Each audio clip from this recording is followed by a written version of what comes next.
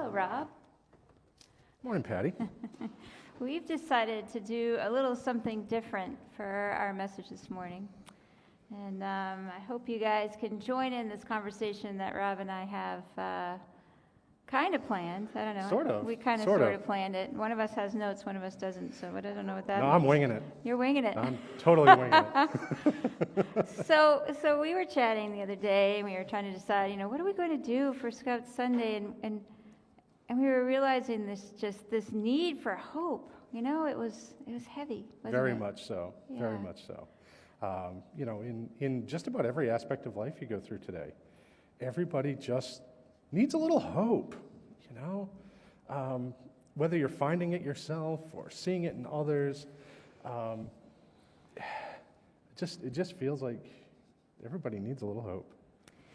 So we were on the phone on that snow day, and we were like, all right, we're going to get down to business now. We got to get ready for this message because, this is a big deal. And then we couldn't stop really just talking and catching up about, we realized, I think, before we could plan about this conversation for other people, we had to kind of talk about our own need for hope, didn't we? We did. Yeah. We did. And it was actually a pretty interesting conversation that we had. And it did involve planning for Scout Sunday, but really it was more just expressing what we had going on in our own lives.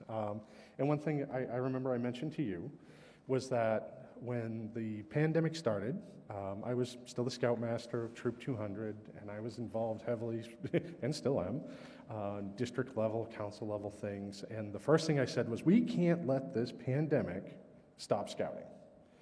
And so we started right up. We had probably one of the first online troop meetings that was held in the state, I think. And I know you were part of it, and Dave Talmadge was to bring us some music that night. And none of us had any clue what we were doing at all. True that. But the kids weren't in school. They were trying to do this whole new remote school thing at the time. And you look back now, and in just about a month, that's going to be 2 years. 2 years, right. And that's 2 years we've been playing this alternative game, I guess, of life. Whether it be our scouts who are out there doing troop meetings online or moved back outdoors. Scouting in the outdoors, that's been huge here in town, and it's been an amazing thing to see. And just the way in which we kind of evolved and moved forward, But the end of it is, we've been going since the start of all this, and we haven't stopped. And I know I expressed, and you agreed with me, that we're tired. We're tired. Are you guys tired? Anyone else out there? We're tired. We're tired. Yeah. We're tired. We both shared that, when the going gets tough, we share a personality trait or disorder. I don't know what you want to call it. But when the going gets tough, we put our head down and keep working hard. Yeah. 2 years. So now we're realizing, all right, that's a great idea and everything for a little bit. Yeah. But for 2 years, so then it just so happened, and this wasn't outside of this conversation, but Rob sent me this meme, and hopefully Hillary and Cole can get that on the screen at home. It's up there. It's up there. He sent me that meme on Thursday, I think it was, or Wednesday or Thursday. And then I shared it out on Facebook. I said a thoughtful friend sent it. Well, that was Rob. And look at that. If you look at that meme, the weight that we're carrying, right? Even before the last couple of years, we have challenges in our lives. All of us do. And then, loading on top of that, this continual reactive environment we're living in, what's next and how are we going to react to it? It gets heavy. It does. Yeah. It does. Yeah. And, I can speak for myself and say that, yeah, it's quite a load. I mean, the little heart dude with that big load in that third panel there, I can relate to that in a major way. So I work in healthcare, so that's been a challenge. Mm-hmm. And keeping our scout program going has been interesting, where we would have guidelines that would change. Well, geez, I think last year before the Klondike Derby, right about this time of year, our guidelines shifted yet again, and all of a sudden, we could do some things, and we wound up having this hybrid in-person program that was limited numbers. So some of you guys were there. Was it fun? Was it okay? Did you make it through? Yeah? Okay, good. So this year we're back to a full weekend program for our Klondike Derby, which is pretty awesome. But it's still, we have to be weary of what's going on in the world with our public health crisis and everything. So as we were planning this Sunday, it's been our tradition that we've shared in Scout Sunday, and it's almost been more so like a presentation of the Scouts, and we made everything as much as we could Scout-esque. And this year we wanted to just offer space, to offer community, to offer a sense of connection, and talk about the hope that we all need, because we know that you're tired too. And there was a transitional moment last year after we in worship came back to worship in March, and it felt like it took a small army of people to get that to work.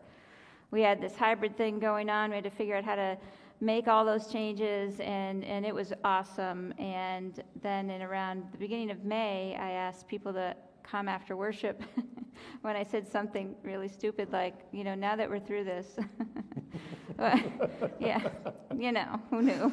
But, now that we're through this, what did we learn from COVID and stuff? And John Allen, who's here today, said something that really helped keep me going throughout the rest of last year and even now, when he said, now this is coming from in a church environment. We had to make so many changes. We made enough changes in a year's time that would cover like the last 20 years, because churches don't change a lot, right? And we had to change everything, and it was so challenging. And John said, what we learned? We learned that nothing can stop us.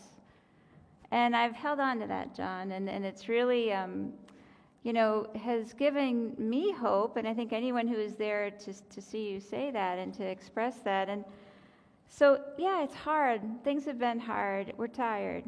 We're tired. We could keep saying we're tired. Yeah. But there are these moments of light and beauty where hope shines through. And, certainly John's comment and all, I could go on and on about the stuff here at the church and the Scouts. Talon became an eagle. Yeah.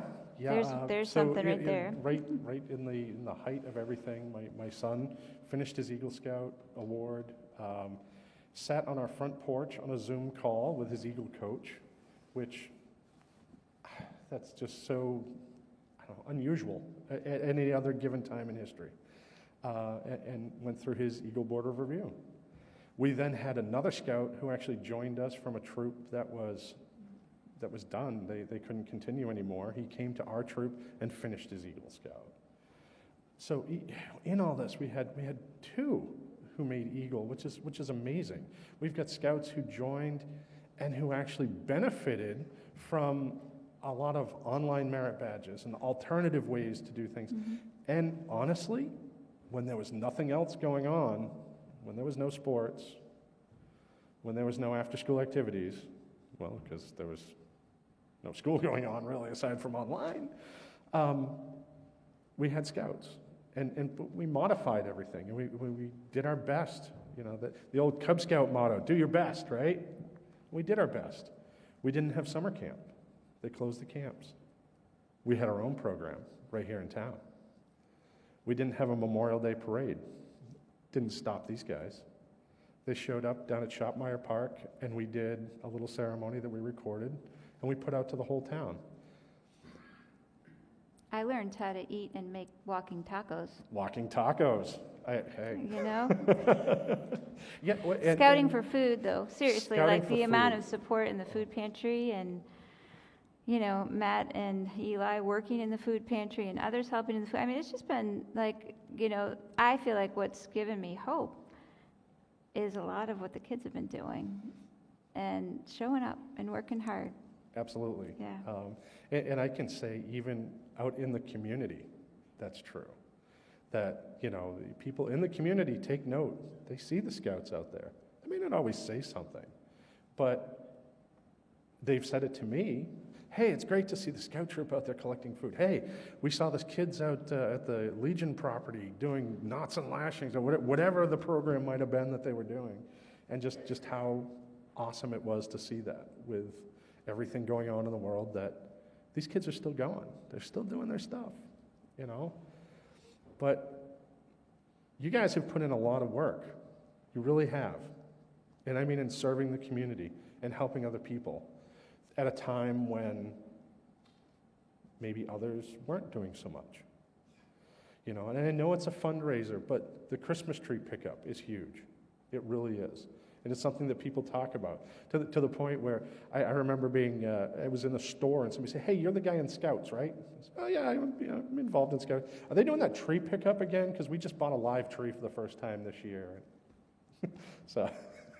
Thanksgiving dinners. Thanksgiving dinner. My gosh, cooking on Thanksgiving Day, sorting food and all those wonderful things. And, in our scripture from Hebrews today, talks about the great promise from God, a promise of hope that surpasses all time. And it starts with talking about the promise that God made to Abraham. And Abraham is at the core of the three major Western religions, right? Christianity, Islam, and our Jewish brothers and sisters. Abraham is a core person that we all share. And, it's just so perfectly aligned with our message today with this service for Scouts, where some Scouts are Christian and some Scouts and their families come from different faiths. And what we all need is hope. What we all share is the need for hope, and how God's promise of hope through everything really counteracts everything. God never said life would be easy. No. Not at all. There is hurt and suffering in this world, but God is with us through all of it. And the anchor of hope, if you look up over the choir loft, and sadly the TV is covering a little bit of it, but for those of you here in the sanctuary, on the right side you'll see that anchor of hope. That was installed here in church in 1928 as part of our, when these windows were installed, and that anchor stands here, and that light and sun shines through that anchor of hope, reminding, I always am looking at that particular window, I'm going to be honest, because of where I sit behind the pulpit. And we have something special. The anchor has been a symbol of hope since the early days. It's been a symbol in our Christian tradition. It was used even before the cross was used as a symbol of hope. Many times people would have an anchor on their tombstone, that symbol of hope. And so later in the service today, Rob and I are going to invite the Scouts forward to share a lapel pin with you that we got for you to take home with you for Scouts and Scouts families. This little pewter anchor of hope. Because we want to leave you with something to remember. That when we hang on to hope, life is so much easier. And I saw a quote, in addition to Rob's beautiful meme this week, I saw another quote that I thought, it said, as you journey through life in faith, if you can carry only one thing, let it be hope. Let it be hope that better things are always ahead. Let it be hope that you can get through even the toughest times. Let it be hope that you are stronger than any challenge that comes your way.